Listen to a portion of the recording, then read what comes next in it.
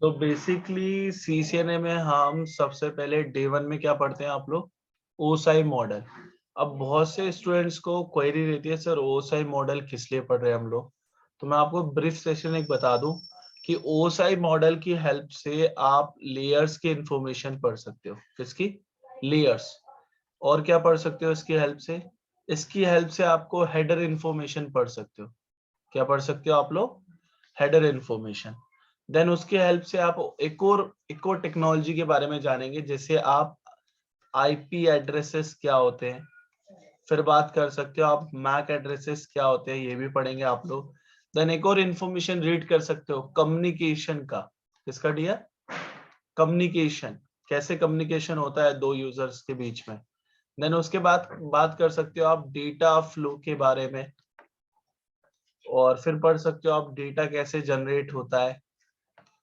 उसके बाद आप पढ़ सकते हो मुझसे प्रोटोकॉल्स कौन कौन से होते हैं हमारे पास। ठीक है। फिर मैं बात करूं सर्विसेज भी पढ़ सकते हो आप लोग, और एनक्रिप्शन डिक्रिप्शन मैकेनिज्म क्या होता है, इन सभी के बारे में। तो ये सारी जो इन्फॉर्मेशन है ना, ये किसके हेल्प से पढ़ सकते हो आप लोग? ओसाई मॉडल की। क्लियर रहेगा आप सभी को? चलो, अब बहुत सारे स्टूडेंट्स ऐसे होंगे जिनको टेक्नोलॉजी इस ओसाई मॉडल के बारे में पहले से ही पता होगा। बहुत सारे ऐसे स्टूडेंट्स होंगे जो न्यू होंगे, जिनके लिए ओसाई मॉडल बिल्कुल बेसिक से स्टार्ट करेंगे हम लोग। तो बेसिकली अगर आप लोग जैसे समझे कि बिफोर 5G और 4G कनेक्शन, पहले हमारे पास 2G था। आई थिंक सभी को याद है ना, 2G पे काम करते थे हम लोग इंटरनेट कनेक्टिविटी के लिए मोबाइल पे। तो पहले क्या होता था कि सपोज करो आपको कोई लैपटॉप या पीसी परचेस करना है, तो आपके पास डिफरेंट टाइप्स के वेंडर्स होते थे। जैसे आपके पास एचपी, डेल, एप्पल के भी आते हैं, ये सुनो, आसूस और एसर। तो इन सभी के वेंडर्स थे। लेकिन अब 1980s में क्या हुआ कि आपके पास जो वेंडर्स थे ना, वो सिर्फ 3 वेंडर थे जो मोस्ट पॉपुलर थे। जैसे पहला वेंडर कौन था आपका? आईबीएम। फिर दूसरा वेंडर कौन था? एप्पल। तीसरा वेंडर कौन था? माइक्रोसॉफ्ट। क्लियर है? ये 3 वेंडर 90s में बहुत पॉपुलर थे। बेसिकली ये तीनों वेंडर्स क्या सेल आउट करते थे अपने स्टोर्स पे सबसे ज्यादा? पीसी। पीसी क्या होता है एक्चुअली? Personal computer. याद है आप सभी को? पीसी क्या करते हैं, हम क्या बोलते हैं इसको? Personal computer. अब बेसिकली क्या होता था, जब भी अपने पीसी को सेल आउट करते थे उसके साथ आपको कुछ गाइडलाइंस अलाउ करते थे। अब गाइडलाइंस क्या थी उनकी? सबसे पहले गाइडलाइंस कि same vendor devices can communicate.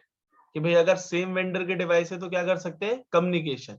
फिर एक और गाइडलाइंस इन्होंने प्रोवाइड करी, same vendor devices can share data files. Data files को भी क्या कर सकते हो आप लोग? शेयर कर सकते हो। फिर इनकी तीसरी गाइडलाइंस क्या आई? थर्ड गाइडलाइंस इन्होंने अलाउ करी, जिसमें बोला different vendor devices can not communicate. कि भाई दो डिफरेंट वेंडर के डिवाइस कम्युनिकेशन कर सकते हैं? नहीं। फिर एक और गाइडलाइंस आई जिसमें बताया गया different vendor devices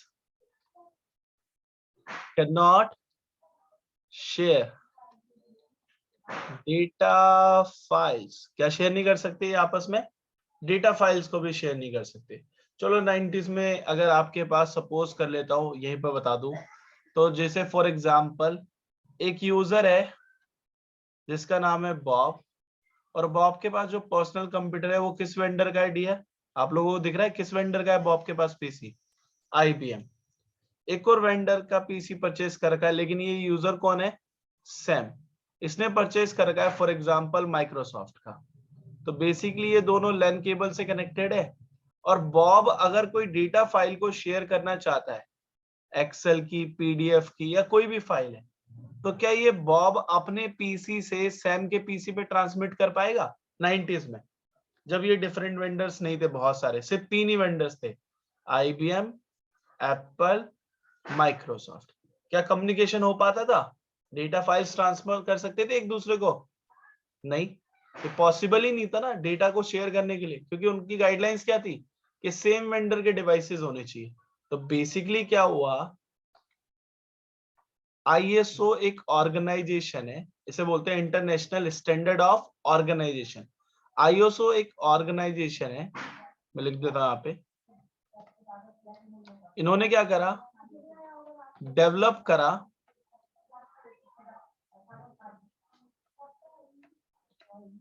OSI model को। किसको डेवलप करा? ओसाई मॉडल को। बेसिकली जो ओसाई मॉडल है, एक आप बोल सकते हो कि एक ये ब्लूप्रिंट है। किसके लिए ब्लूप्रिंट है भाई?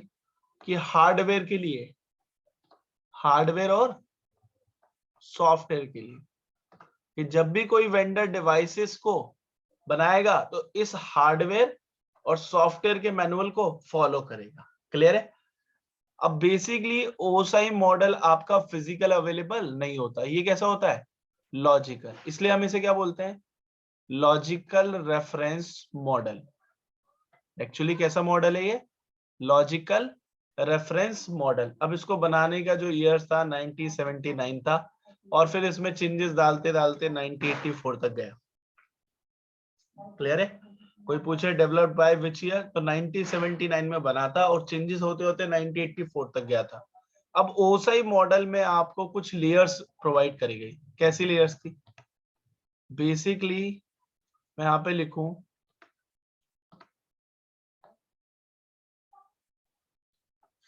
ओसाई मॉडल में आपको पहली लेयर जो मिलती है, सबसे पहले एप्लीकेशन, देन सेकंड जो मिलती है आपके पास आती है प्रेजेंटेशन, फिर आपके पास सेशन लेयर, फिर आपके पास ट्रांसपोर्ट लेयर, फिर आपके पास नेटवर्क लेयर, फिर आपके पास डेटा लिंक लेयर, फिर आपके पास फिजिकल लेयर। अब इन लेयर्स को रिप्रेजेंट कैसे करा गया, लोकेशन कैसे दी गई?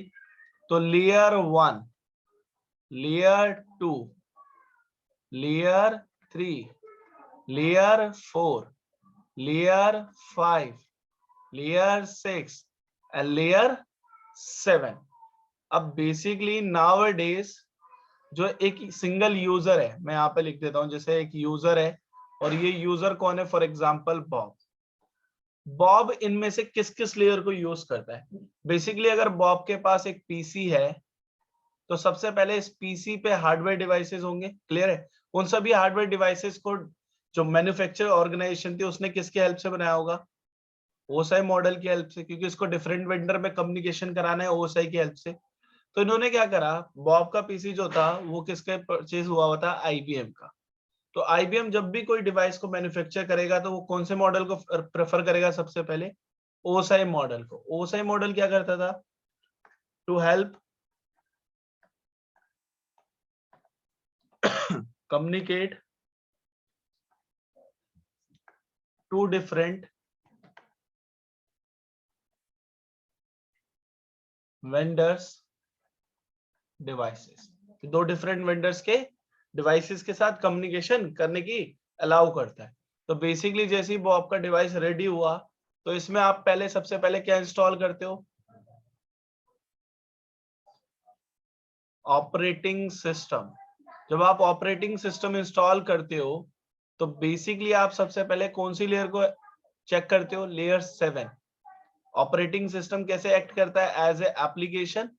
देन इस ऑपरेटिंग सिस्टम में जितनी भी एप्लीकेशंस होती हैं, अगर आप इंडियंस है तो किस लैंग्वेज में मिलेंगी? इंग्लिश में। तो बेसिकली जो ये लैंग्वेज थी ये किसके थ्रू सपोर्ट हुई? प्रेजेंटेशन। अब जब भी इस पीसी को इंटरनेट कनेक्टिविटी देनी है तो आपको मॉडेम से कनेक्ट करना है, यस और नो? तो बाकी की जो सारी लेयर्स है वो कंबाइंड यूज होती है। कैसे यूज होती है बात करेंगे, लेकिन ये 7 लेयर्स का एक पूरा का पूरा लॉजिकल मॉडल अब पढ़ना है आपको। क्लियर है? किस लिए पढ़ना है? कि दो डिफरेंट वेंडर कम्युनिकेशन कैसे करते हैं। तो अब मैं थोड़ा सा आपको समराइज करके बताता हूँ कि किस लेयर का कैसे काम होता है। फॉर एग्जाम्पल मैं दो यूजर को कनेक्ट कर देता हूं यहाँ पे। एक यूजर है जिसका नाम है बॉब,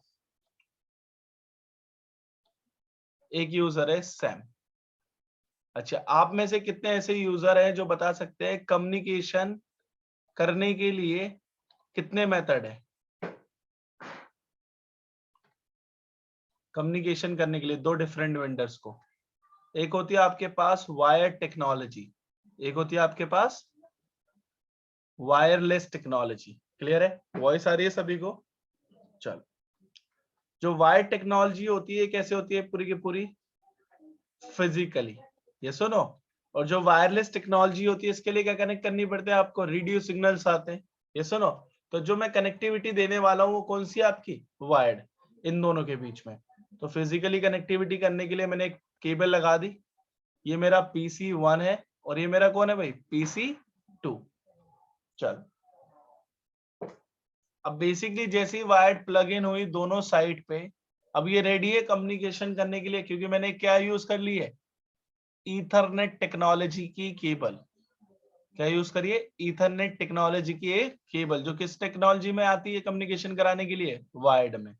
क्लियर है? अगर आपको PC1 को PC2 से कम्युनिकेशन करना है, दूसरा मेथड भी है। कौन सा?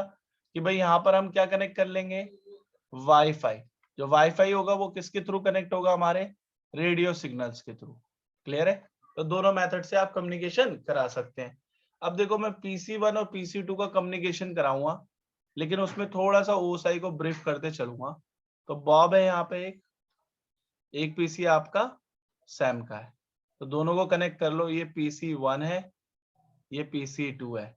तो बेसिकली क्या हो रहा है कि बॉब को कुछ डेटा ट्रैफिक भेजना है। बॉब एक मोबाइल यूजर है फॉर एग्जांपल, ये दोनों कनेक्ट हुए हैं मोबाइल हॉटस्पॉट के थ्रू, और दोनों क्या चाहते हैं? डेटा ट्रांसमिट करना चाहते हैं। तो बॉब क्या बोल रहा है?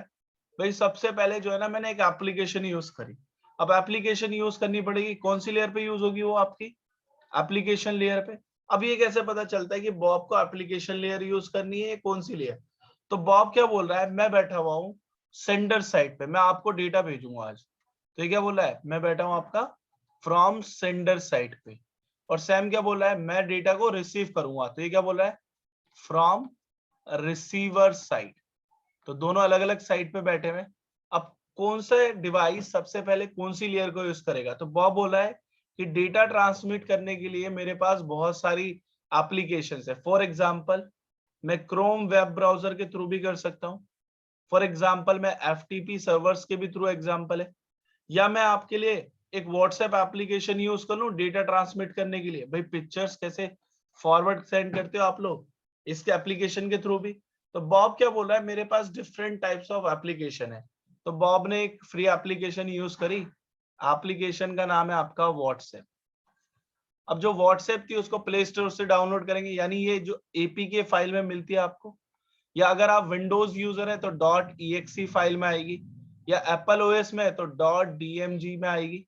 ये सुनो, या लिनक्स है तो अलग फॉर्मेट होता है। तो बेसिकली इसने क्या करा है कि एप्लीकेशन यूज करी व्हाट्सएप की। तो इसने क्या बोला, जब मैं सेंडर साइड पे बैठता हूं तो मेरी जो सबसे पहले लेयर है वो कौन सी है यूज करने के लिए? एप्लीकेशन। बेसिकली ये लेयर हेल्प किस लिए कर रही है आपको? डेटा को ट्रांसमिट करने के लिए। लेकिन इस एप्लीकेशन को जैसे ही ओपन करोगे तो मैं यहाँ से कुछ मैसेजेस भी फॉरवर्ड कर सकता हूँ ना आपको। तो मैं मैसेज भी जनरेट कर सकता हूँ, पिक्चर्स भी भेज सकता हूँ, ऑडियो फाइल भी भेज सकता हूँ, वीडियो फाइल भी भेज सकता हूँ, या कॉल भी कर सकता हूँ। तो बेसिकली बॉब क्या कर रहा है? आपके पास भेजने से पहले डेटा को जनरेट कर रहा है। डेटा जनरेट करने के लिए उसने किस लेयर की हेल्प ली? आपकी एप्लीकेशन की। भाई फॉर एग्जांपल आप विंडोज यूजर है और मैं अभी किस पे आपको पढ़ा रहा हूँ सभी को? ये क्या है आपका? MS paint.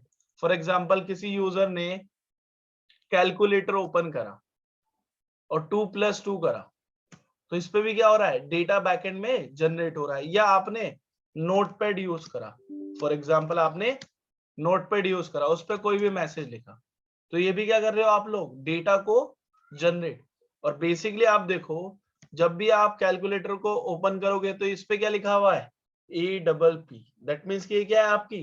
एक एप्लीकेशन। फॉर एग्जांपल आपने नोटपैड यूज करा, ये भी क्या है? एप्लीकेशन। अगर आपने CMD ओपन करा, ये भी क्या आपके लिए एप्लीकेशन। तो आप सभी जितने भी माइक्रोसॉफ्ट या एप्पल या लिनक्स की कोई भी सर्विस को यूज कर रहे हो, कोई भी, तो वो क्या एक्चुअली क्या है, एप्लीकेशन। फॉर एग्जांपल मुझे गूगल पे आना है तो क्रोम ब्राउजर यूज करूंगा, क्रोम ब्राउजर भी क्या आपकी एप्लीकेशन।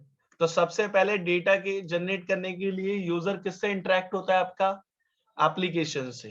क्लियर है, डेटा जनरेट करने के लिए। देन फॉर एग्जाम्पल बॉब को डेटा जनरेट करना था, बॉब ने व्हाट्सएप ओपन करा, क्या बोला कि भाई मैंने डेटा जनरेट करा है, और उसके अंदर कौन सा मैसेज है, हेलो। कौन सा मैसेज है, हेलो मैसेज। तो लेयर 7 और एप्लीकेशन यूज करी। अब बॉब ने क्या बोला, डेटा जनरेट हो गया है, लेकिन अब वो नेक्स्ट लेयर पे गया। नेक्स्ट लेयर का नाम क्या था आप लोगों का, presentation layer. Basically presentation layer का एक सॉल्यूशन बताऊं कि जब ये डेटा बॉब से सैम के पास जाएगा, आप में से कोई यूजर बता सकता है सैम को डेटा टेक्स्ट में आएगा, ऑडियो में आएगा, या वीडियो में आएगा? कोई बता सकता है? कोई भी एक यूजर अपना माइक अनम्यूट करिए और बताएं किस फॉर्मेट में डेटा आएगा, या पीएनजी में आएगा या जेपीईजी में आएगा? टेक्स्ट में आएगा सर।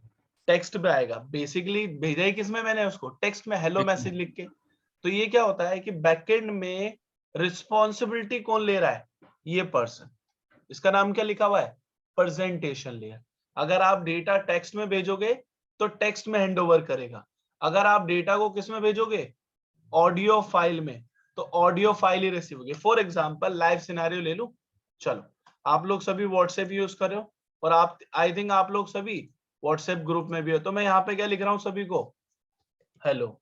आप लोग अपने अपने व्हाट्सएप चेक करो, सभी को कौन सा डेटा मिल रहा है, टेक्स्ट में। तो ये रिस्पॉन्सिबिलिटी किसकी हो रही है एप्लीकेशन के बैकएंड में, प्रेजेंटेशन लेयर की। ये प्रेजेंटेशन लेयर सिर्फ डेटा की रिस्पॉन्सिबिलिटी, और डेटा के अंदर क्या बोलता है कि किस टाइप का डेटा आ रहा है। फिर देन आपके पास क्या होता है, यूजर जाता है नेक्स्ट लेयर 5 पे। लेयर 5 पे यूजर इंटरेक्ट होता है नेक्स्ट लेयर से, जिसका नाम क्या है, सेशन। चलो ठीक है। अगर बॉब को व्हाट्सएप के थ्रू ये हेलो मैसेज आपको भेजना है, तो इसके पास मोबाइल डेटा ऑन होना चाहिए या ऑफ होना चाहिए? कोई यूजर बता सकता है?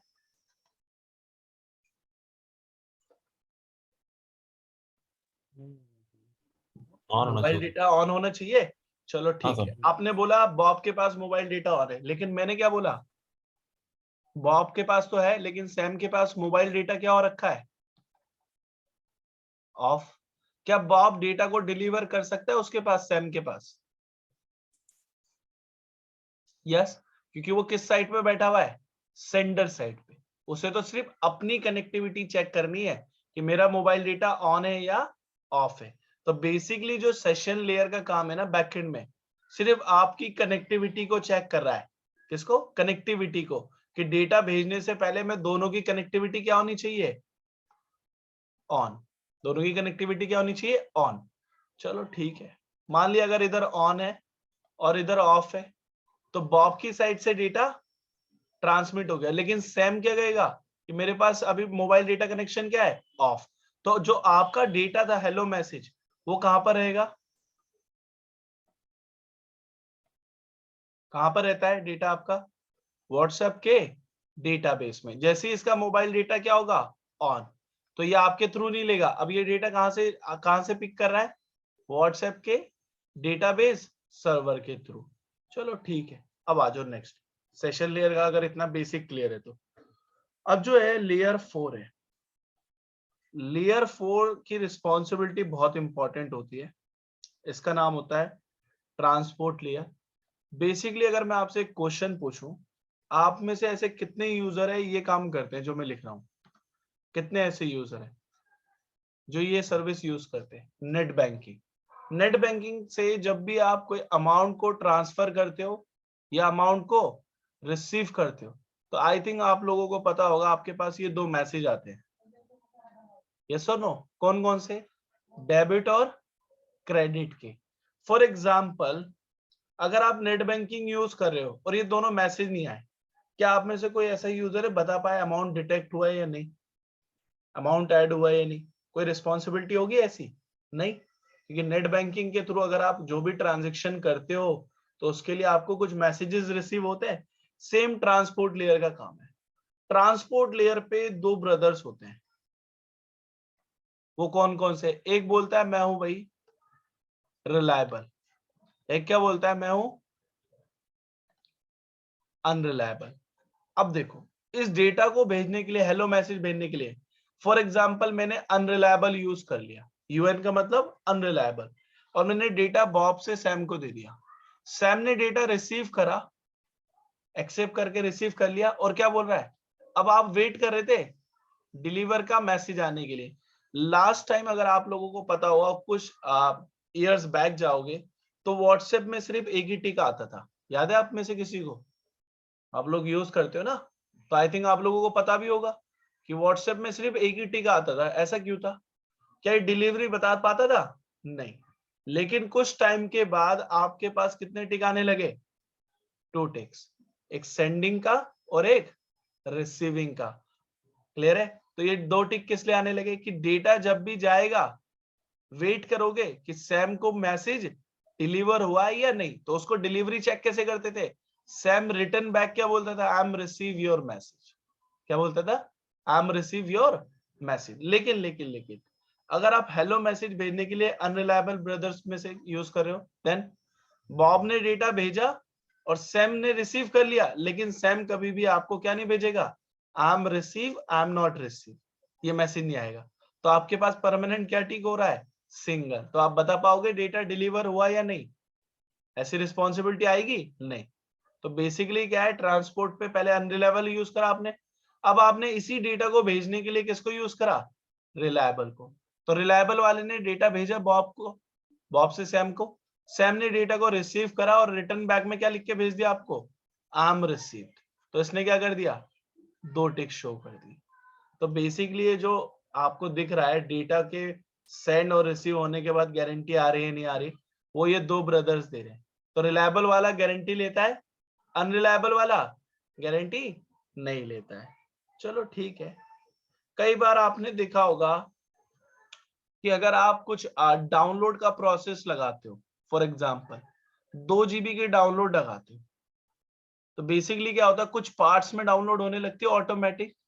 वो पॉसिबिलिटीज कैसे होती है कि डेटा कैसे आ रहा है अलग अलग पार्ट्स में, ऐसा क्यों होता है, वो आपको ट्रांसपोर्ट लेयर पे जाके पता चलेगा। यही वो पर्सन है जो डेटा को सेंड भी करता है, डेटा को रिसीव भी। तो जब डाउनलोड करोगे तो क्या हो रहा होगा? नीचे रिसीव। जब अपलोड करोगे तो क्या होगा? सेंडिंग वाला प्रोसेस। तो ट्रांसपोर्ट लेयर के लिए सिर्फ 2 कहानी याद रखनी है, यहाँ पे 2 ब्रदर्स है, एक रिलायबल और एक अनरिलायबल। अब आपका डेटा पहुंचा लेयर 4 से लेयर 3 पे।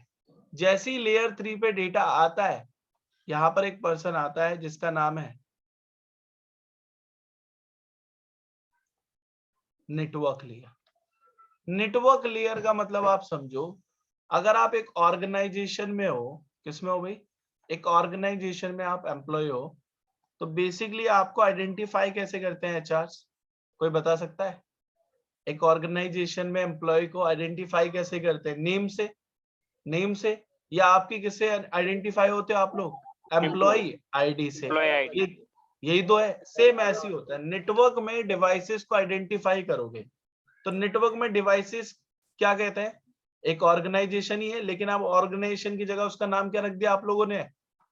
नेटवर्क। और नेटवर्क में डिवाइसेस को आइडेंटिफाई करने के लिए आपके पास उनके लिए क्या होती है? IP address. क्लियर है? ये क्या होते हैं? आईपी एड्रेस, या इनको क्या बोल दो? Electronic ID. क्लियर है? चलो, तो यहीं पर नेटवर्क लेयर पे क्या लगेंगे आपके? IP address. चलो एक एग्जांपल और दे सकता हूं, जैसे बॉब को डेटा भेजना है सैम को व्हाट्सएप के थ्रू, तो without mobile number data send हो सकता है हेलो का, या रिसीव हो सकता है वहां से हेलो सैम के through without mobile number? Possibilities है? नहीं। आइडेंटिफिकेशन फील्ड तो कोई है ही नहीं कि किस मोबाइल पे भेजना है। तो बेसिकली नेटवर्क लेयर वाले पर्सन की रिस्पॉन्सिबिलिटी क्या होती है? सिर्फ आईपी लगाना। और कैसी इंफॉर्मेशन लगाता है कि भाई कौन सेंड कर रहा है, क्लियर है, सेंडर कौन है और रिसीवर कौन है, 2 पर्सन की आईपी लगाता है। आ जाओ फिर। लेयर 4 के बाद बात कर लेते हैं। लेयर 3 पे हो गई, अब लेयर 2 पे चलो। अब लेयर 2 वाला थोड़ा सा एडवांस है। अगर आप लोग मोबाइल यूजर हैं तो बहुत अच्छी बात है। आप में से कितने यूजर मोबाइल यूज करते हैं और कितने ऐसे यूजर हैं जिनको इस पर्सन के बारे में पता है? बस ये बता दो, इसके बारे में कितने यूजर्स को पता है? बोल सकते हो आप अनम्यूट करके, ऐसा कुछ नहीं है। IMEI नंबर किस लिए यूज होता है, कोई बता सकता है? ये भी सर मैक की तरह ही होता है लगभग, क्योंकि हाँ, ये ये किस लिए होता है? सबका यूनिक होता है ना, सभी मोबाइल का सेम तो हो नहीं सकता। तो बेसिकली क्या होता है, नेटवर्क में अब डिवाइस भी आइडेंटिफाई करना है कि पीसी है, सर्वर है, प्रिंटर है, लैपटॉप है। तो मैं क्या करता हूँ, लेयर 2 पे एक पर्सन आता है जिसका नाम होता है डेटा लिंक। क्या नाम होता है? Data link. और इसके पास से आप कौन से एड्रेस लगा के भेजते हो? HW एड्रेस का मतलब क्या होता है? Hardware address. कहीं आप लोग समझे, होमवर्क बता रहा हूं मैं। इसका नाम क्या होता है? Hardware address. और नेटवर्क में आपको इसको क्या बोलोगे आप लोग? MAC address. क्लियर है? मैक एड्रेस की फुल फॉर्म भी बात कर लेंगे कैसे है, क्या है। मीडिया एक्सेस कंट्रोल होता है। अब आ जाओ आपका लेयर 1 पे। अब लेयर 1 वाला जो है ना, थोड़ा सा आपको सिंपल कर देता हूँ। जैसे अगर आपको मैं सेशन जो ले रहा हूँ वो किस में डिलीवर हो रहे हैं आपको सेशन? हिंदी में। सामने कोई चाइनीज लैंग्वेज में आ जाए, देन उसको समझ में आएगा? नहीं। या कोई इंग्लिश पर्सन हो जिसको इंग्लिश में आता हो, समझ आएगा? नहीं। तो बेसिकली जब भी कंप्यूटर्स डेटा को एक प्लेस से दूसरी प्लेस पे डिलीवर करते हैं, दिख रहा है आपको? PC1 के थ्रू PC2 पे डेटा को क्या कर रहे हो आप लोग? ट्रांसमिट। तो जब भी डेटा आपका वायर पे होगा और इन बिटवीन दो नेटवर्किंग डिवाइसेस, यानी आपके पीसी, राउटर, स्विच, फायरवॉल्स होंगे, तो डेटा को ट्रांसमिट करने के लिए एक पर्सन होगा। और वो किस लैंग्वेज में ट्रांसमिट करता है? फिजिकल लेयर पे वो डेटा को आपकी बिट्स में ट्रांसमिट कर देगा। बिट्स का मतलब 0 और 1, बाइनरी लैंग्वेज में भी डालता है। क्लियर है? तो ये फिजिकल लेयर पे होगा। तो अभी बॉब ने जब डेटा भेजना था उसके पास सबसे पहले कौन सी लेयर एक्सेस हुई? 7, 6, 5 ऐसे लेयर्स को यूज करा इसने। यानी बॉब ने डेटा ऐसे जनरेट करके भेज दिया। अब सैम ने डेटा रिसीव कर लिया। सैम के पास सबसे पहले डेटा किस पे आएगा? ये व्हाट्सएप का हेलो मैसेज, कोई बता सकता है? सबसे पहले कौन सी लोकेशन पे आएगा इन सभी में से? लोकेशन 7, लोकेशन 6, लोकेशन 5, किस पे आना चाहिए डेटा जब PC2 पे आएगा? तो सैम क्या बोलता है, जैसे ही डेटा मुझे यहाँ पर रिसीव हो रहा है, तो बेसिकली आपको ये समझना है कि डेटा या तो आपका वायरलेस आ रहा होगा या फिजिकल। तो जब भी वायरलेस आएगा या फिजिकल आएगा, एक एंड पॉइंट होता है। अगर आप बोलो वायरलेस आ रहा है फॉर एग्जाम्पल, या आप बोल रहे हो सर मैं मोबाइल फोन यूजर हूँ, मेरा डेटा कैसे होता है, तो आप लोगों ने देखे होंगे कि आपके एरियाज में टावर होते हैं। तो जब भी आप हेलो हाय भेजते हो, वो सारा डेटा कहाँ पे जाता है? सबसे पहले इन टावर्स पे। इन टावर से डेटा क्या होता है? दूसरे टावर पे, फिर दूसरे टावर से दूसरे टावर पे, फिर उस यूजर को रिसीव होता है। कोई ऐसा मीडियम नहीं है कि यहाँ से आपका सिग्नल डायरेक्ट कनेक्ट हो रहा है वहां पे। तो टावर टू टावर कम्युनिकेशन हो रहा है। लेकिन यहाँ पर तो दो पीसी है, PC1 और PC2। तो आपने ये लैन केबल यूज करी है। तो जैसे ही बॉब कोई डेटा भेजेगा, तो सबसे पहले डेटा कहाँ पर रिसीव हो रहा है? वायर्ड पे। तो PC2 के कहाँ पर यूज डेटा रिसीव होगा? जहां पर आपने उसकी क्या लगा रखी होगी? लैन केबल या नेटवर्क केबल। तो याद रखना, जब भी डेटा रिसीवर साइड पे बैठे हो आप, कहां पे बैठे हो आप लोग? रिसीवर, यानी रिसीव कर रहे हो। तो आपकी पहली लेयर कौन सी होगी सबसे पहले?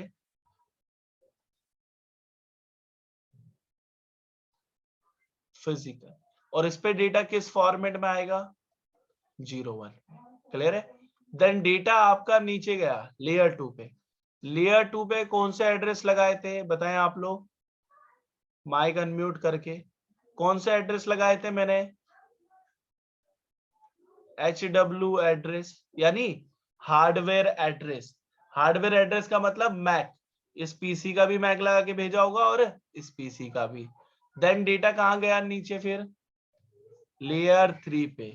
लेयर 3 पे कौन से एड्रेस लगाए थे? कोई बता सकता है लेयर 3 पे कौन सा एड्रेस लगाए थे? आईपी एड्रेस, क्लियर है। फिर डेटा आपका कहाँ पे गया?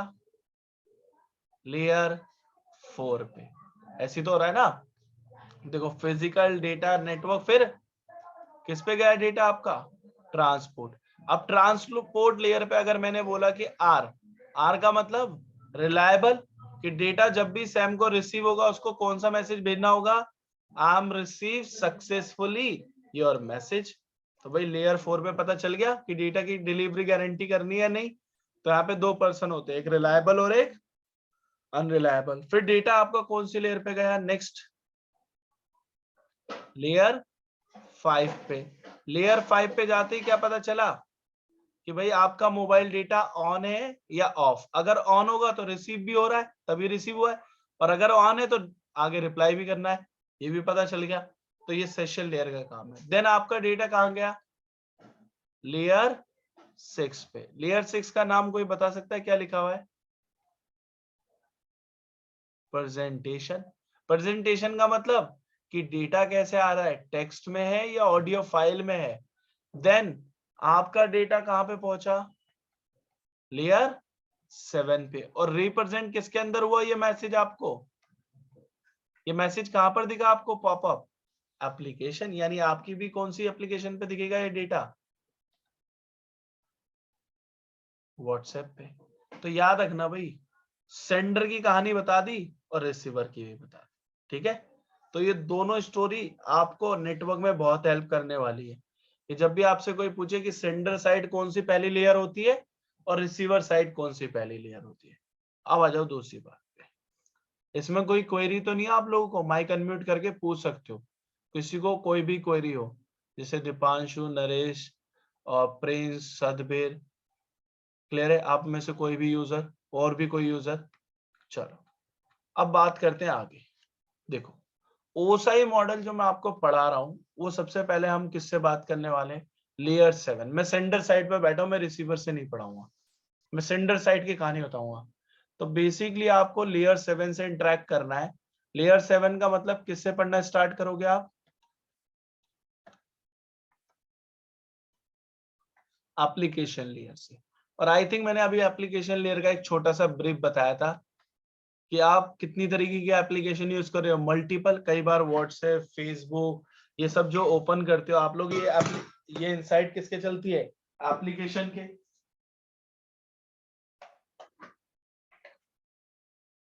अब बात समझो आप लोग, एक बहुत इंपॉर्टेंट की पॉइंट कि लेयर 7 पे एप्लीकेशन लेयर हेल्प क्या करती है। Basically it is used to interact user with application, and in this layer user use application to generate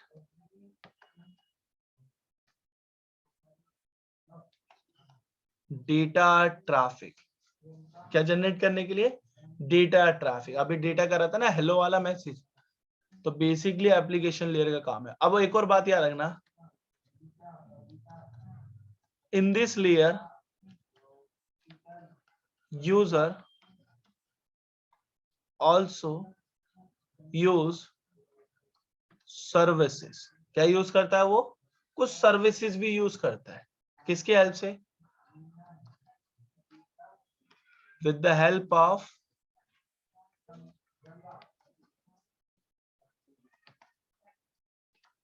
applications।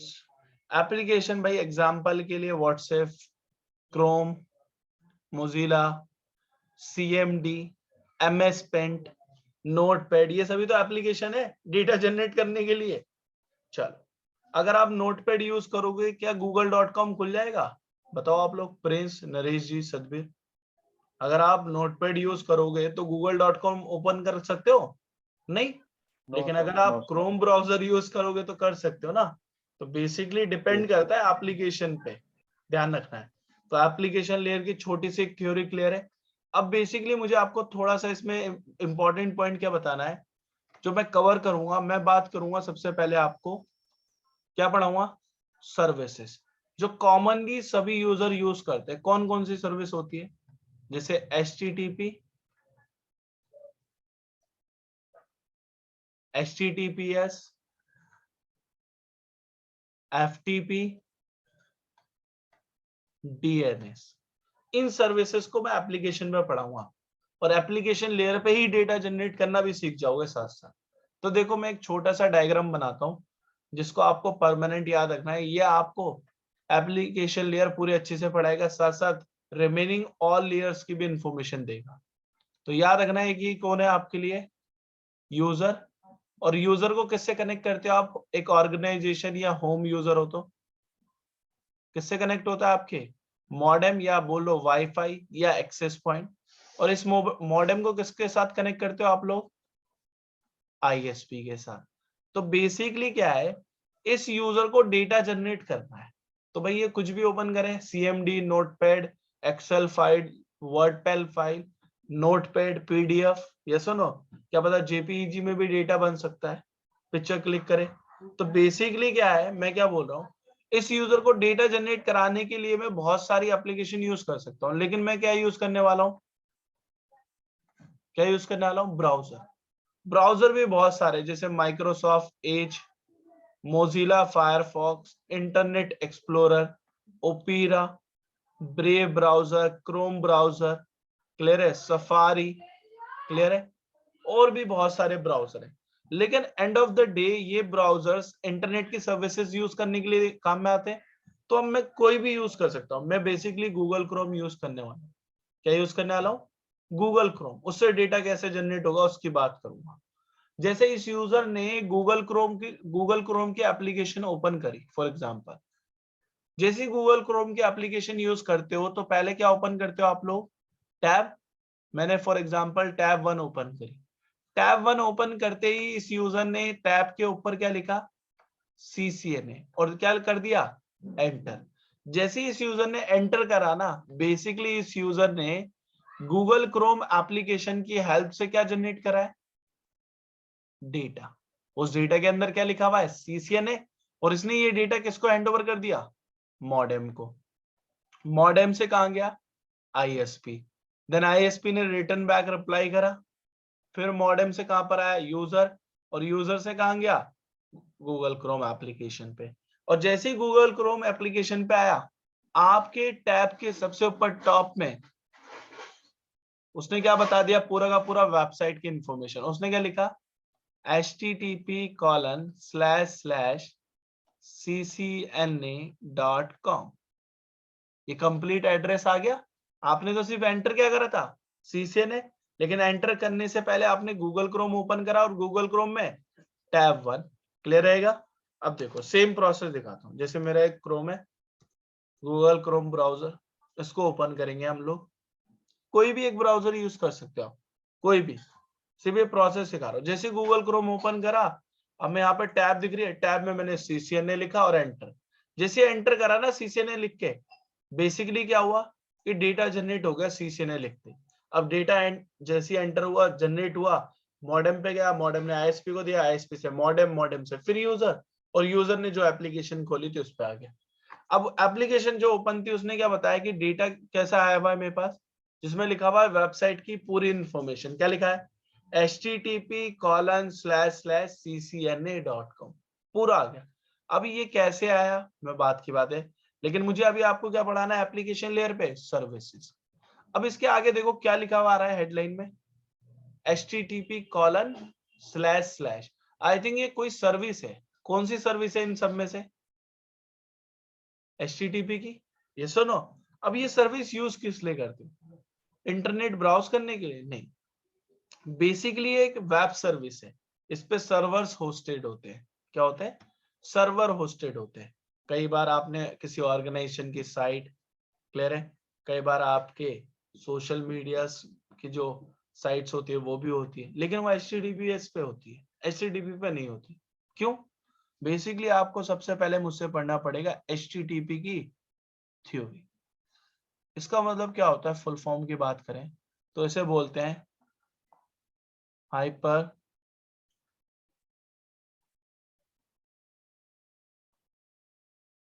क्या लिख रहा हूं भाई, hyper text transfer protocol. Clear है? It is used for website hosting to provide web services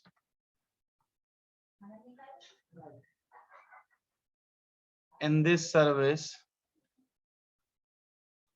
If user send, receive data traffic and credentials, then all information forward receive into plain text format। किसमें जाती है भाई आपकी, किसमें जाती है सारी की सारी इंफॉर्मेशन? प्लेन टेक्स्ट में, यानी विजिबल है। For example in between client and server.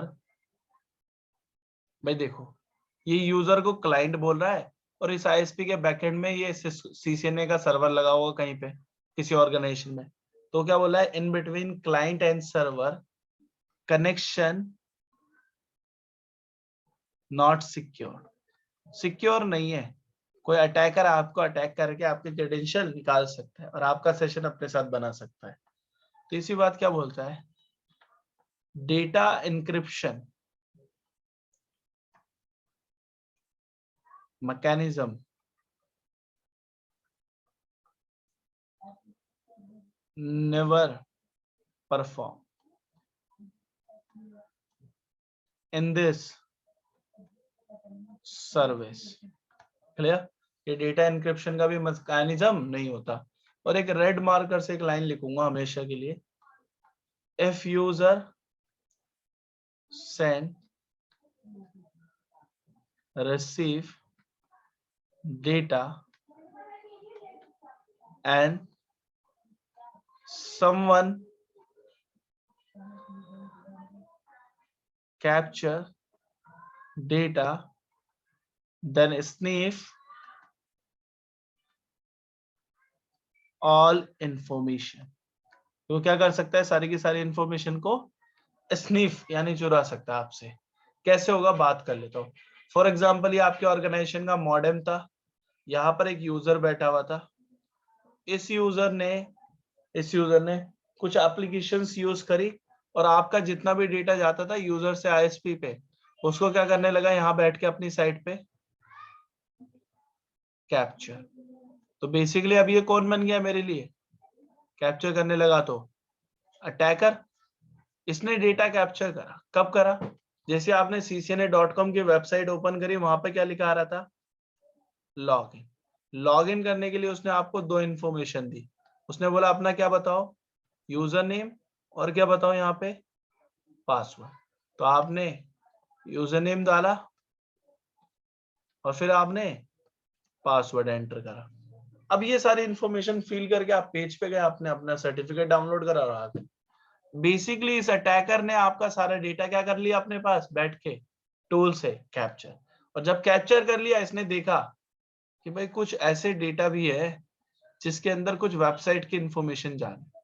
उसने देखा कि एक वेबसाइट ओपन हुई थी लास्ट टाइम http://ccna.com की, जिसमें यूजर नेम जा रहा है और कौन सी इंफॉर्मेशन जा रही है? पासवर्ड। उसने देखा यूजर नेम कैसा जा रहा है? विजिबल है, क्या लिखा हुआ है? एडमिन। और पासवर्ड क्या लिखा हुआ है? 1 2 3 4। क्या यूजर का डेटा मिल गया है क्लाइंट को? यस, यूजर का डेटा मिल गया आपका, क्यों मिल पाया? क्योंकि आपने सर्विस कौन सी यूज करी थी सर्वर पे? HTTP। HTTP ने पहले ही क्लियर करा था सारा का सारा डेटा कैसे जाएगा? प्लेन टेक्स्ट में। अब बेसिकली क्या होता है कि मोस्टली केसेस में 99.9% HTTP को अलाउ ही नहीं करते यूज करने के। किसको? HTTP को अलाउ ही नहीं करते रियल टाइम में यूज करने के लिए, क्योंकि यही प्रॉब्लम थी। इसको लग रहा था मैं अपना सिक्योरली डेटा किसको दे रहा हूँ? सर्वर्स को। लेकिन यहाँ पर कौन बैठा था? अटैकर। उसने टूल यूज करा, कैप्चर कर लिया आपका कोई डेटा पे इनक्रिप्शन। यानी इनक्रिप्टेड का मतलब होता है #123 ऐसे सिंबल्स में डेटा जा रहा है? नहीं, विजिबल है, प्लेन टेक्स्ट। आप जो भी भेजोगे सब कैप्चर होगा। क्लियर है? तो अब देखो, आपने दोबारा से क्या बोला कि यहाँ पर एक यूजर लगा हुआ है। इस यूजर की कनेक्टिविटी किसके साथ दे दी आपने? अब दोबारा से मॉडेम के साथ। ये दूसरा यूजर है एडमिन फॉर एग्जांपल। इसकी कनेक्टिविटी किससे हो रखी है? Internet service provider. अब इस यूजर को दोबारा से डेटा जनरेट करना है, तो हमने क्या ओपन कर लिए? Google Chrome. और गूगल क्रोम पे हमने क्या ओपन करा? Tab. Last time tab number कितना था प्रिंस? लास्ट टाइम कोई बता सकता है? लास्ट टाइम टैब नंबर कितना यूज हुआ था? अभी टैब नंबर 1। और अब मैंने कितना यूज कर लिया? Tab number 2। इस यूजर ने जाके इस टैब पे लिखा फॉर एग्जांपल CCNP लिखा और एंटर कर दिया। जैसे ही एंटर करा ना ब्रदर, इस यूजर ने क्या जनरेट करा? दोबारा से data. User to modem, modem to ISP, ISP to modem, modem to user. फिर यूजर ने किसको दे दिया? गूगल क्रोम को दे दिया। अब जैसे ही गूगल क्रोम पे डेटा आया, फिर दोबारा से कंप्लीट वेबसाइट की इंफॉर्मेशन आ गई हमारे पास। लेकिन अब आप लोग देखो, वेबसाइट क्या लिखा हुआ रहा है? https://ccnp.com। सो बेसिकली अब आप कौन सी सर्विस को यूज कर रहे हो? HTTPS को। तो इसके बारे में एक छोटा सा आप कॉन्सेप्ट याद रखना, इसे बोलते हैं हाइपर टेक्स्ट ट्रांसफर, या ट्रांसपोर्ट भी बोल सकते हो, protocol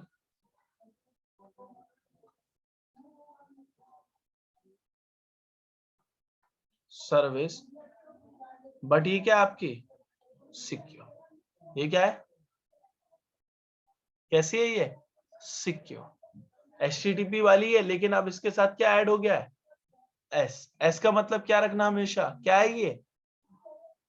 hyper text transfer protocol. Secure है जो ये सर्विस है, सिक्योर है। कैसे सिक्योर है उसकी बात करते हैं। Always use for data encoding और डिकोडिंग ASCII और UTF मेथड। क्या यूज करते हैं ये लोग? डेटा को एनकोड करने के लिए और डिकोड करने के लिए ASCII और UTF मेथड। बात करूंगा क्या होता है, पूरा बताऊंगा डिटेल में। Data traffic send receive encrypted form. कैसा होता है? एनक्रिप्टेड। #1230 ऐसे करके कोड्स आएंगे। एक और लाइन याद रखना, in between client and server. भाई क्लाइंट कौन है? यूजर। और सर्वर कौन है? जिसपे वो वेबसाइट होस्टेड है, CCNP वाली। In between client and server connections secured by certificates। किसकी हेल्प से होता है? सर्टिफिकेट्स की हेल्प से। एक और line, data before sending over the internet, encryption,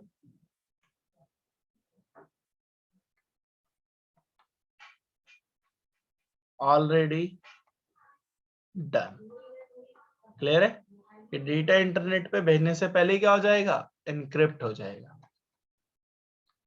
if someone capture data then never decode the data, कभी क्या नहीं कर पाएगा? डिक्रिप्ट नहीं कर पाएगा। क्लियर है? चलो अब बात समझो, एक एक बात करता हूँ। बेसिकली आपका बहुत सारी क्वेरी है तो मैं एक एक करके पढ़ाऊंगा। देखो, एनकोड और डिकोड, इसके लिए एक बात याद रखना, ये एक मैकेनिज्म है। जैसे आप हेलो मैसेज भेजते हो आप लोग या कुछ भी भेजोगे, उसको जो है ना बेसिकली ये मैकेनिज्म परफॉर्म करके नेटवर्क एडमिन 0-1 में कन्वर्ट कराना चाहता है। किस में करवाना चाहता है? 0-1 की फॉर्मेट में। तो ये मैकेनिज्म परफॉर्म होता है 2 पर्सन की हेल्प से। कौन कौन है वो 2 पर्सन? एक है अस्काई और दूसरा कौन है डियर? यूटीएफ। बेसिकली ये एनकोड और डिकोड का मैकेनिज्म कौन बताते हैं? कौन बताते हैं? डेवलपर्स। क्लियर है? देखो, अस्काई का मतलब क्या होता है? American standard code of information interchange, ये इसकी फुल फॉर्म है भाई, ऐसे करके। ठीक है, इतनी बड़ी, लेकिन मुझे फुल फॉर्म नहीं बतानी थी, मुझे सिर्फ इसका मैकेनिज्म सिखाना है सबसे पहले। इसके बारे में आप एक पॉइंट क्लियर रखना है अपने पास, इसे हम क्या बोलते हैं? Algorithm to do encoding decoding task. Clear है? अब बात करते हैं दूसरी।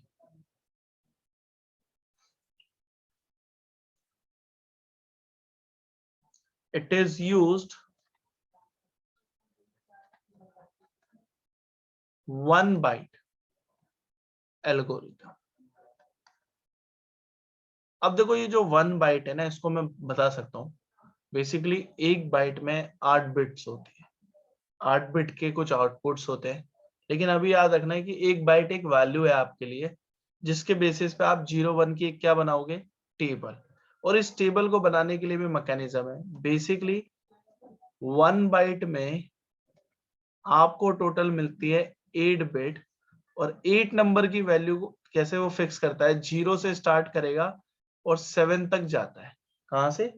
0 से स्टार्ट करेगा और कहां तक जाएगा? 7 तक। तो कुछ आउटपुट्स आएंगे कोडिंग में। एक यूटीएफ भी होता है, इसे बोलते हैं यूनिकोड ट्रांसफॉर्मेशन। ये भी क्या है? एक algorithm to do encoding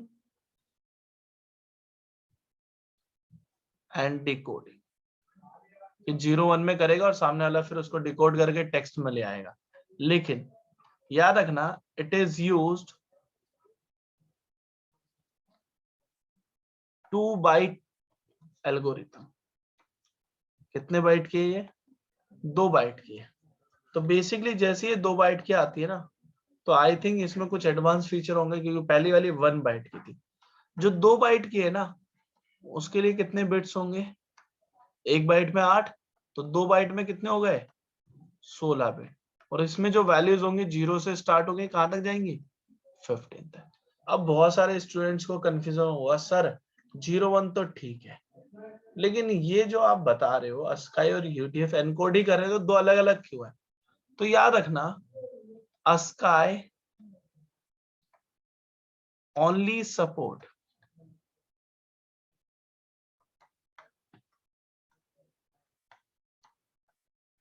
English language. ये जितना इंग्लिश डेटा होगा ना, वही जाएगा आगे इसके थ्रू। लेकिन यूटीएफ क्या बोलता है? सपोर्ट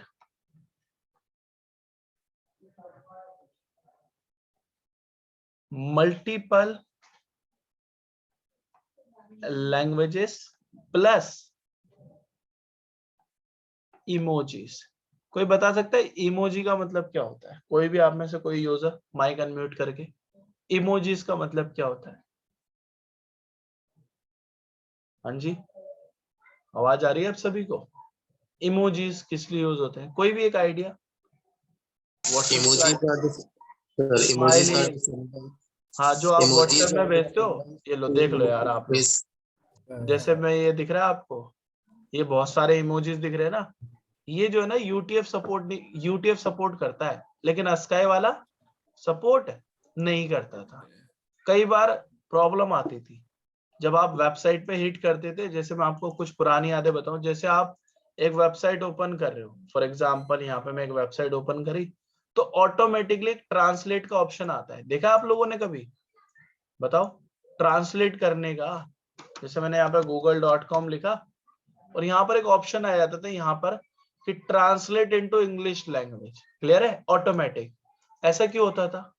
क्योंकि वो सपोर्ट करता था और कई बार साइट्स पे नहीं आता था। दैट मीन्स कि वो सपोर्ट नहीं करता है। तो डेवलपर बैकएंड में ये एनक्रिप्शन, एनकोडिंग और डिकोडिंग का मैकेनिज्म यूज करते हैं, बताते हैं कि अस्काई यूज करना है या UTF. As a network engineer आप नहीं बताते, लेकिन आपको पता होना चाहिए थोड़े छोटे छोटे से आउटपुट्स के बारे में। अब बात करते हैं सर्टिफिकेट्स के बारे में, थोड़ा सा सेपरेटली यहाँ पे बात कर लेता हूँ, ज्यादा बड़ा नहीं होगा।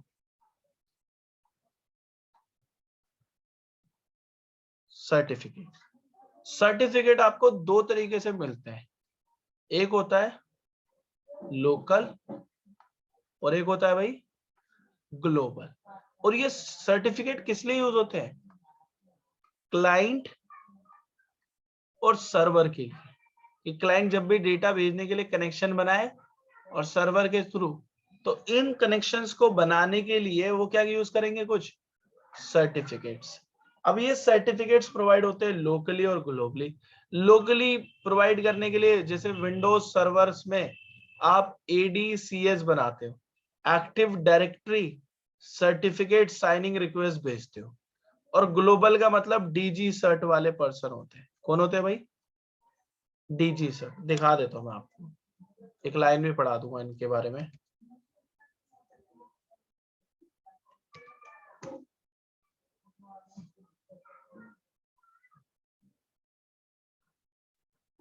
ये दिख रहा है भाई क्या लिखा हुआ है DG सर्ट के बारे में? SSL certificate by DG cert, secure unlimited servers with the strongest, क्या लिखा हुआ है आगे? Encryption and highest authentication available. यही बंदा है करा रहा है, लेकिन ये किस लिए करा रहा है वो भी तो समझाना पड़ेगा। बात समझो, ये जब क्लाइंट सर्वर पे होस्टेड सर्विसेज को यूज करता है ना, तो बेसिकली इसको किसकी रिक्वायरमेंट होती है? सर्टिफिकेट की। इस सर्टिफिकेट में कुछ इनक्रिप्शन मैकेनिज्म होता है। क्या होता है? इनक्रिप्शन, कि डेटा को कैसे इनक्रिप्ट करना है। और इस सर्वर पे भी क्या अपलोडेड होते हैं कुछ पहले से ही सर्ट। इनको पता होता है डेटा को क्या करना होता है, डिक्रिप्ट कैसे करना है। तो बेसिकली सर्टिफिकेट आपको दो टाइप के मिलते हैं, एक होता है TLS और एक होता है SSL। जो TLS वाला सर्टिफिकेट है वो AES की इंक्रिप्शन यूज करता है और कितनी बिट की होती है ये? 128। और SSL वाली क्या बोलती है? SHA-256 bit encryption. अब देखो 128 और 256 में क्या डिफरेंस है? फॉर एग्जाम्पल ये क्लाइंट ए डेटा भेज रहा है, ए का मतलब एक ही वर्ड है, तो बेसिकली अगर आपने TLS यूज करा तो इसको 128 कैरेक्टर में डिवाइड कर देगा। तो ये सिक्योर हुआ या इनसिक्योर हुआ? कोई बता सकता है? अगर एक कैरेक्टर को 128 में कर दोगे, कॉम्प्लिकेटेड हो गया ना। और गलती से आपने SSL सर्टिफिकेट परचेज कर लिया ना, तो ए को कितने कैरेक्टर में कन्वर्ट करा देगा? 256 में। और एक और बात याद रखनी है। हुआ ना सर? हाँ, ये मोर सिक्योर है। अब इंक्रिप्शन तो तोड़ ही नहीं सकते। गलती से आपने उसमें लिख के भेज दिया। क्या चीज है? AES एल्गोरिथम, एल्गोरिथम नहीं। जब आगे आप पढ़ेंगे CCNP CCI तो आपको पता चलेगा इंक्रिप्शन। जैसे ये है ना सिक्योर हैश एल्गोरिथम, ऐसी ये इसकी होती है। क्लियर है? जैसे मैंने शाह का क्या बताया, एस का मतलब सिक्योर, एच का मतलब हैश और ए का मतलब एल्गोरिथम। क्लियर है? सिक्योर हैश एल्गोरिथम, ऐसी एईएस का होता है। अब बेसिकली इतना एन्क्रिप्शन यूज क्यों करना था? इसने एक लाइन बताई थी, ये वाली लाइन कोई पढ़ सकता है मेरे लिए, ये वाली, इससे मुझे क्लियर हो जाएगा आपको राइटिंग भी समझ आ रही है नहीं आ रही। इतनी लाइन पढ़ो बस। Data before sending over the internet encryption already done. कि भाई इंटरनेट पे भेजने से पहले आप लोगों का डेटा क्या हो गया है? इनक्रिप्ट। Encrypt हो गया है। हाँ, यहाँ पर एक यूजर बैठा था, उसने टूल यूज करके आपके डेटा ट्रैफिक को क्या करने के लिए ट्राई करा? कैप्चर। क्यों करा? क्योंकि उसने देखा सीसीएनपी की वेबसाइट पे किसका ऑप्शन मिल रहा है उस यूजर को? लॉग इन करने का, with user name with password. तो आप तो बैठे ही थे यूजर नेम पासवर्ड डालने के लिए, आपने बोला ओके यूजर नेम एडमिन और पासवर्ड 1 2 3 4। अब इस पेज पे डाल ही रहे थे, ये पहले ही क्या हो गया? एनक्रिप्ट। पहले क्या हो गया? एनक्रिप्ट। किस पे भेजने से पहले? इंटरनेट पे। अभी डेटा ट्रैवल कर रहा था modem to ISP, user to modem. इस बंदे ने क्या कर लिया? कैप्चर। इसलिए मैं इसको हर बार क्या बोल रहा हूं? कौन है ये आपके लिए? अटैकर। अब इसने जैसे ही डेटा कैप्चर करा ना, सबसे पहले देखा उसने कौन सी वेबसाइट के थ्रू डेटा जा रहा है? https://ccnp.com। फिर उसने देखा क्या जा रहा है इसके अंदर? Credential, user name and password. अब उसने यूजर नेम देखा, फिर पासवर्ड आया,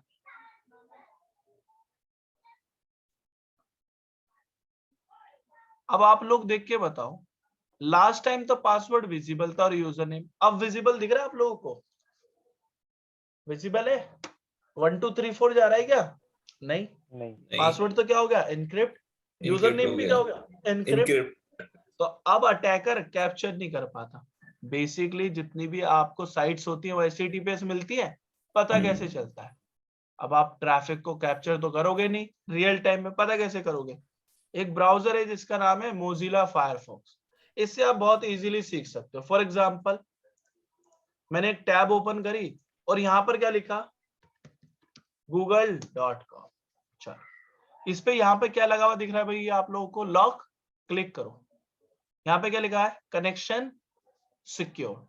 एक वेबसाइट खोल ले तो डमी, फॉर एग्जांपल HTTP की कोई एक वेबसाइट खोलूं। आपको एक HTTP की साइट दिखानी है तो भाई एक सेकंड रुको यार। चलो अब देखो, यहाँ पे लॉक आ रहा है, लेकिन यहाँ पे लॉक आ रहा है, यहाँ पे लॉक दिख रहा है, यस, लेकिन एक रेड कलर का भी सिंबल दिख रहा है। क्लिक करो, क्या लिखा हुआ आ रहा है? Connection not secure. क्लिक करा आपने, फिर पढ़ा ये लाइन को, your connection to this site is not private, information you submit could be view by other like password, message, credit card etcetera informations. Click on more. जैसे more पे click करा ना, यहाँ जनरल पे क्लिक करो और ये चेक करो यार, किस फॉर्मेट में डेटा जाएगा आपका? किस फॉर्मेट में डेटा जाएगा? टेक्स्ट में। अब आ जाओ नेक्स्ट लाइन पे, सिक्योरिटी में जाओ और एक लाइन पढ़ाऊंगा आपको। ये लाइन पढ़ो, क्या लिखा हुआ है? Connection not encrypted.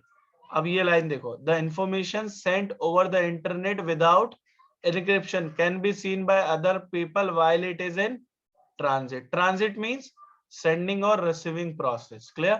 तो जो भी भेजोगे वो encrypt नहीं होगा, कोई भी देख सकता है, इसलिए बोला can be seen by other people.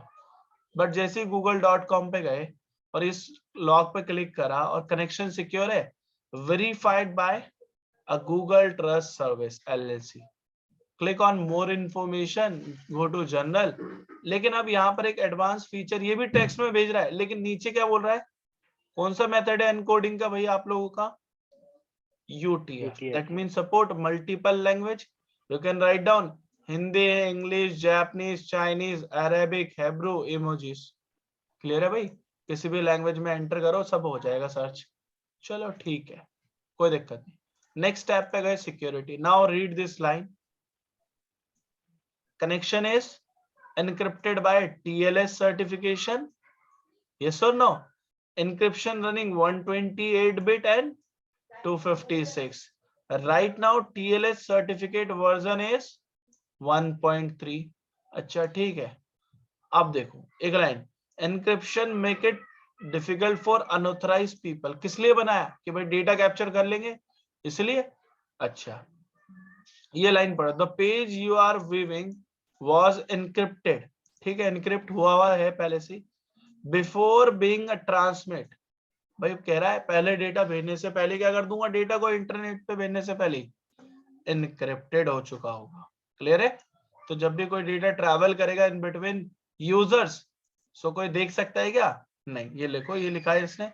Encryption make it difficult unauthorized people to view information traveling between computers. It is therefore unlikely that anyone read this page as a travel across the network. कोई देख ही नहीं सकता. इतनी बड़ी line लिखने की जरूरत ही नहीं है, हमने पहले क्लियर कर लिया.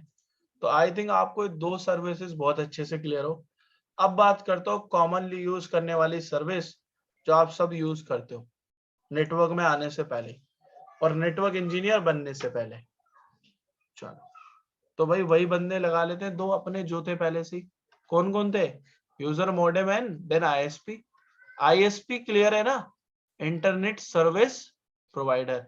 ये लो, मॉडेम को कनेक्ट कर लो.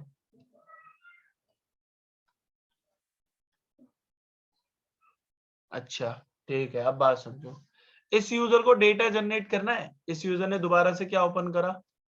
Google Chrome. टैब नंबर कितना यूज करा है? 3. और इसने यहाँ पे क्या लिख दिया भाई यूजर ने?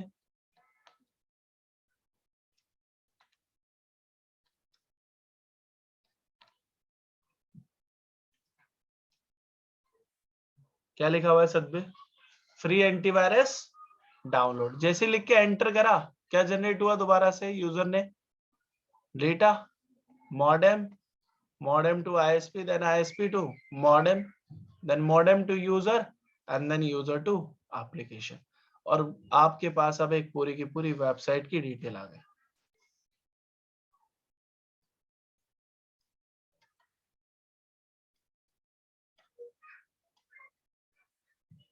क्या लिखा हुआ आ गया भाई? avast.com. एस ये वाला तो क्लियर ही है ना, ये सर्विस तो अभी क्लियर करके आए. अच्छा अब बेसिकली जैसी ये वेबसाइट खुलेगी, ओपन होगी, तो आपको एक ऑप्शन मिलेगा. क्या लिखा हुआ होगा उस पे? क्या लिखा हुआ है dear? Download free antivirus 30 days. और किसके लिए डाउनलोड करो? एपीके का मतलब क्या होता है? Application for Android phone. ये सुनो. और EXE का मतलब क्या होता है? विंडोज के लिए. DMG का मतलब एप्पल यूजर. एक होगा आपका लिनक्स यूजर. अच्छा मेरा एक क्वेश्चन है, आप यहां से फाइल को डाउनलोड कर सकते हो? बताओ आप लोग, एंटीवायरस के लिए फाइल डाउनलोड कर सकते हो? क्या आप इसी avast.com पे कोई फाइल अपलोड कर सकते हो अपने पीसी से? कोई बता सकता है? ऐसी पॉसिबिलिटी बनती है क्या अपलोड कर पाओ? नहीं. बेसिकली क्या होता है, बैकएंड में डेवलपर पे यहाँ पर क्या कर रखे होते हैं? कुछ कोड्स राइट कर रखे होते हैं. क्या कर रखे होते हैं? कोड्स राइट कर रखे होते हैं. कैसे होते हो बात की बात. अब जो ये प्रोसेस कर रहे हो ना डाउनलोड और अपलोड वाला, इसको यूज करने के लिए पर्सन है. इसका नाम क्या है?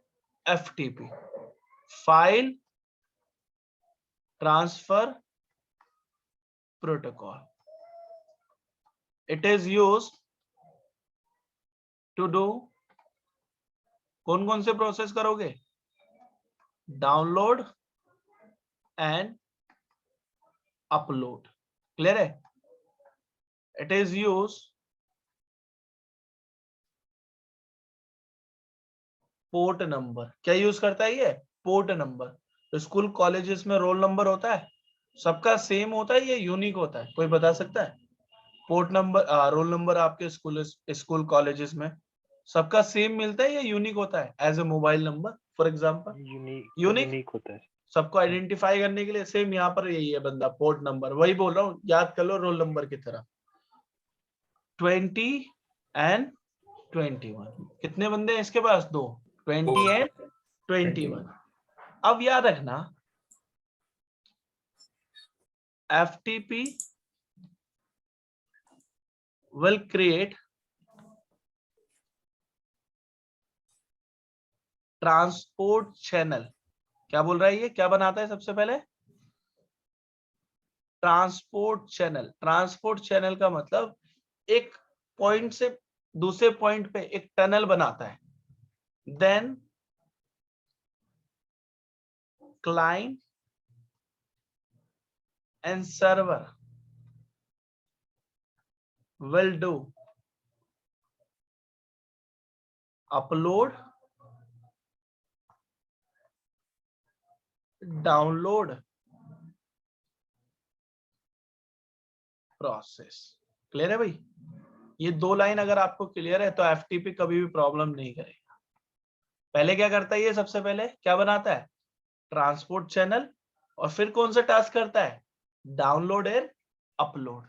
तो याद रखना ट्रांसपोर्ट चैनल बनाने के लिए कौन सा बंदा है उसके लिए? 20। और डाउनलोड अपने अपलोड करने के लिए कौन सा पर्सन है उसके पास? 21। क्लियर है? और कोड्स क्या लिखे होते हैं डेवलपर के through? If user trying to do which one task dear? कौन सा टास्क कर रहे हैं? डाउनलोड का। If user will do upload. तो ये सीधा सिंपल बताता है। डाउनलोड करने के लिए क्या बोलता है आपको? क्या कर देगा? अलाउ। क्लियर है? और अपलोड करने के लिए क्या कर देगा आपको? डिनाई कर देगा। क्लियर है भाई? तो आप लोग अगर चाहते हो, एक छोटी सी लैंग्वेज है सिंपल, क्योंकि बहुत बड़ा ओसाई है, इतना तो नहीं बता पाऊंगा, लेकिन कुछ कॉन्सेप्ट हमें बहुत अच्छे से सीखना है। जैसे मैंने लिखा फ्री एंटीवायरस डाउनलोड, आप लोगों के सामने लिख रहा हूं भाई मैं, ये देखते रहना। डाउनलोड, ये लो, खुल गया। अब ये तो भाई एड्स आ रही है ना, इन पे तो क्लिक करवाओगे नहीं आप लोग। एक वेबसाइट आ गई, क्लिक करो। यही वेबसाइट है, चेक करना https://avas.com। कौन सा ऑप्शन आ रहा है आप लोग देख के बताओ। ये ऑप्शन क्या बोलता है? अपलोड करने के लिए या डाउनलोड करने के लिए? डाउनलोड करने के लिए। डाउनलोड। और ये बता भी रहा है मैक के लिए, एंड्रॉइड के लिए, iOS के लिए। तो यहाँ पर जो है ना बैकएंड में कोड होते हैं ब्रदर्स। क्या होते हैं बैकएंड में? कोड्स होते हैं। चलो अब एक मैं ओपन करता हूँ आप लोगों के लिए, बहुत ही बढ़िया चीज। व्हाट्सएप मत देखो, ऐसे मत करो, व्हाट्सएप मत देखो, गलत बात है। ड्राइव, ये जो ड्राइव है इस पे भी तो ऑप्शन होता है ना क्लिक करने के बाद, कौन सा? अपलोड करने का। और राइट क्लिक करने पे कौन सा ऑप्शन होता है? क्या करने का? डाउनलोड। तो यार ये बैकएंड में गूगल वाले भी क्या यूज कर रहे हैं ड्राइव के लिए? कौन सी सर्विस? FTP। कौन सी सर्विस यूज कर रहे हैं? FTP। क्लियर है ना? तो FTP 2 तरीके से यूज होता है, या तो लोकल या तो ग्लोबल। ग्लोबल का मतलब पब्लिक, और लोकल का मतलब एक ही लोकेशन में। अब आ जाओ दूसरी बात पे।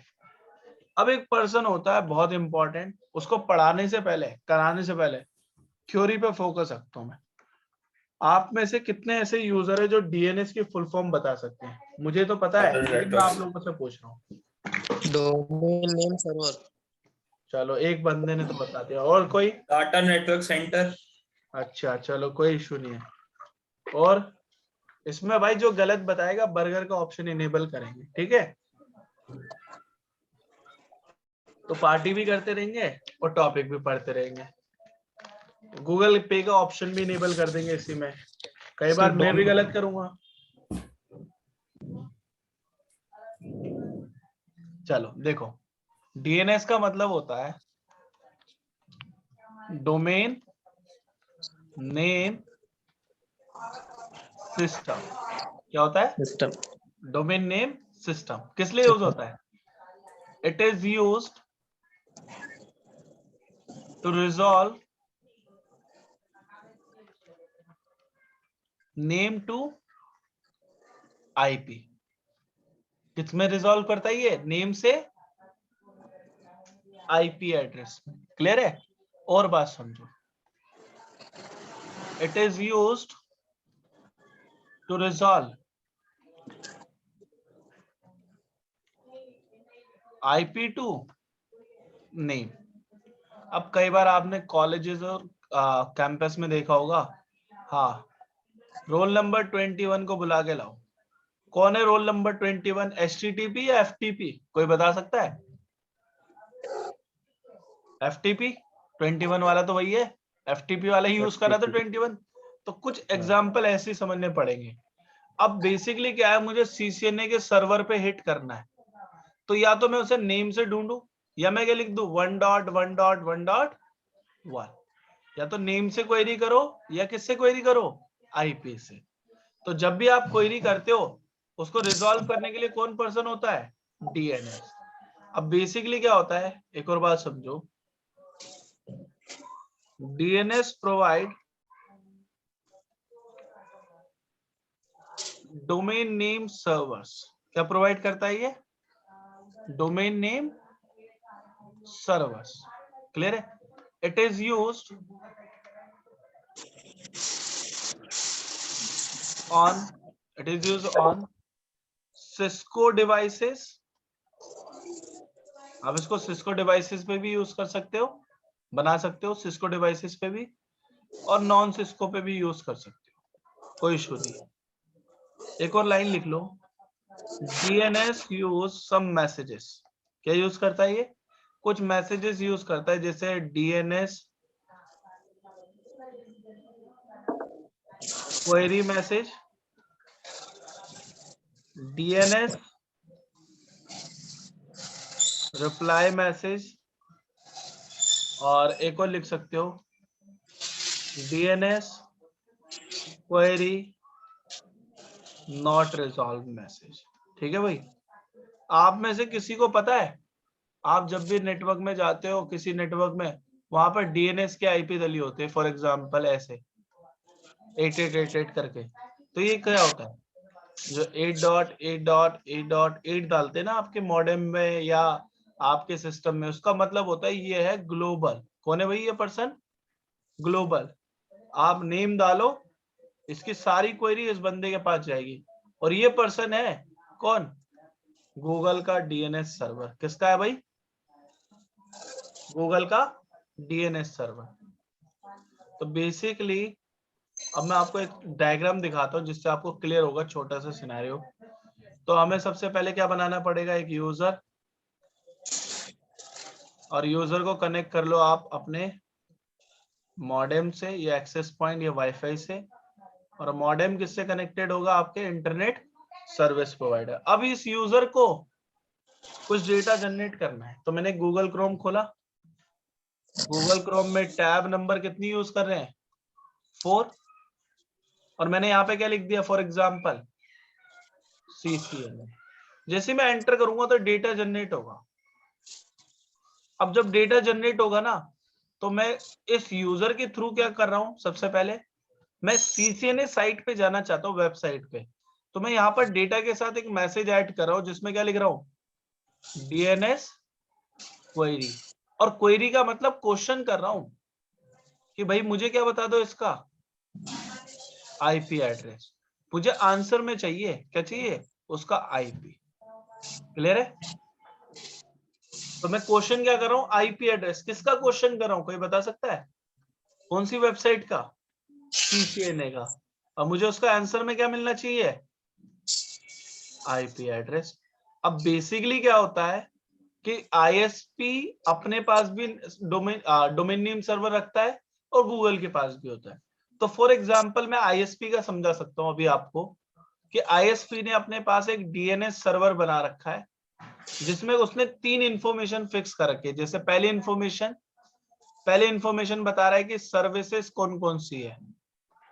दूसरी इंफॉर्मेशन बता रहा है IP एड्रेस। तीसरी इंफॉर्मेशन बता रहा है कि वेबसाइट का नाम क्या है। ठीक है भाई? फॉर एग्जांपल बना लो कि भाई मैंने सबसे पहले सर्विस यूज करी HTTP, IP एड्रेस 1.1.1 4 बार, और वेबसाइट का नाम क्या लिख दिया? CCNA। फिर HTTPS की बना दी 2.2.2.2, ये रियल में नहीं है, मैं सिनेरियो बना के समझा रहा हूँ, CCNP। फिर इसने क्या बना दिया, HTTPS 3.3.3.3, और क्या लिख दिया, कौन सी वेबसाइट है, प्रिंस, सतबीर, नरेश, अवस्थ, क्लियर है। और भी बनी होगी, फॉर एग्जाम्पल HTTPS, क्लियर है, 4.4.4.4, और इस पे लिखा हुआ है Gentek फॉर एग्जाम्पल, ठीक है भाई। और इसने क्वेरी कौन सी भेजी, अब आप में से कोई बता सकता है किसके नाम की भेजी है, CCN है, लेकिन ISP तक कैसे जाती है, तो इस DNS सर्वर को आपने एक IP दे रखी है 100.100.100.100, ये IP दे रखी है। इस IP को नेटवर्क इंजीनियर ने मॉडेम पे कॉन्फ़िगर कर रखा है। मॉडेम पे क्या बोल रखा है, DNS IP, माइक म्यूट करके बैठिए भाई, 100.100.100.100, क्लियर है। तो ये कहां पर दे रखी है, ISP से नेटवर्क इंजीनियर पे। अब जैसे ही यूजर ने क्वेरी मैसेज भेजा ना, तो सबसे पहले ये क्वेरी किसको रिसीव हुई, मॉडेम को। मॉडेम ने देखा ये क्वेश्चन पूछ रहा है CCNA कौन है, और उसे आंसर में IP चाहिए, तो उसने बोला ऐसी क्वेरी को रिजॉल्व करने के लिए एक पर्सन को रख रखा ISP ने, कौन है वो, 100.100, उसने क्वेरी आपके ISP को दे दी, ISP ने रिसीव करी, उसने अपने DNS सर्वर। अब आप में से कोई मुझे DNS सर्वर में से देख के बताओ, क्या CCNA की वेबसाइट है आपके सर्वर पे, इंफॉर्मेशन सिर्फ है सर। मिल गई। तो ISP ने क्या बोला कि अब मैं डेटा ही भेज रहा हूं आपको, दोबारा से डेटा ही जाता है एक्चुअली, लेकिन डेटा के अंदर बोल रहा है कि मैं आप कौन सा मैसेज भेज रहा हूं, DNS क्वेरी रिप्लाई। क्वेश्चन आपने पूछा था CCNA कौन है, और उसके IP बता दी उसने 1.1.1.1। जैसे ही इस मॉडेम ने यूजर को दिया, यूजर ने अपने पास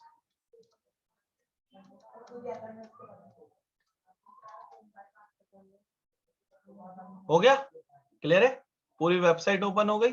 फॉर एग्जांपल अगर मैंने टैब नंबर 5 खोला और टैब नंबर 5 पे ढूंढ दिया, मार्कर बहुत स्लो चला है, ABC, तो जैसे ABC लिख के एंटर करूंगा तो क्या जनरेट होगा दोबारा से यूजर से, डेटा, और डेटा के अंदर क्या बोलूंगा, क्या भेज रहा हूं मैं, DNS क्वेरी, और क्वेरी का मतलब क्या क्वेश्चन पूछ रहा हूं मैं, ABC कौन है, और आंसर में क्या बताओ मुझे उसका IP एड्रेस। ये क्वेरी कहां जाएगा, कोई बता सकता है सबसे पहले, मॉडेम एड्रेस पे भेजेगा ISP। अब ISP पे से DNS पे, क्या DNS पे आप में से कोई देख के बता सकता है ABC साइट होस्टेड है, बताया आप लोग, नहीं है। तो आपने कई बार ये एरर देखा होगा जो मैं आज पढ़ाऊंगा, ध्यान से इसको क्लास में रिवीजन ले लेना। ISP रिप्लाई करना चाहता है, रिप्लाई हर बार होता है, ऐसा नहीं है ड्रॉप करता है। अब उसने बोला मैं भेज रहा हूं DNS क्वेरी नॉट रिजॉल्व, और ये भेज दिया इसको यूजर को। यूजर ने अपनी टैब पे ABC टाइप करा था ना, अब वहां पे लिखा आ रहा है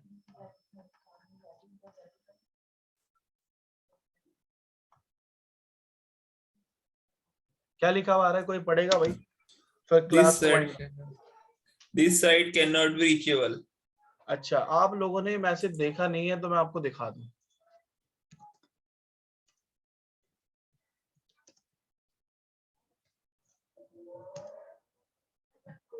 इमेजेस, ये देखा भाई, ये वाला एरर आता है किसी पे, आप में से कई बार देखा होगा ना यूजर्स ने, ये एरर आता है, क्यों आ गया ये एरर, बता सकता है आप कोई, ये एरर क्यों आ रहा है, इंटरनेट नहीं चल रहा आप लोगों के पास, बताओ किस लिए आ रहा है, DNS की क्वेरी क्या नहीं हो पाई, रिजॉल्व, इसलिए आ रहा है, याद रखना आप। और DNS के मैसेज भी दिखाऊंगा, लेकिन अभी नहीं, अभी सिर्फ आज को इतनी थ्योरी पढ़ो, और टाइम भी ओवर हो गया है। कल बात करेंगे कुछ नेक्स्ट लेयर्स की, इसकी बात करूंगा कल, नेक्स्ट लेयर्स की, सो होपफुली आप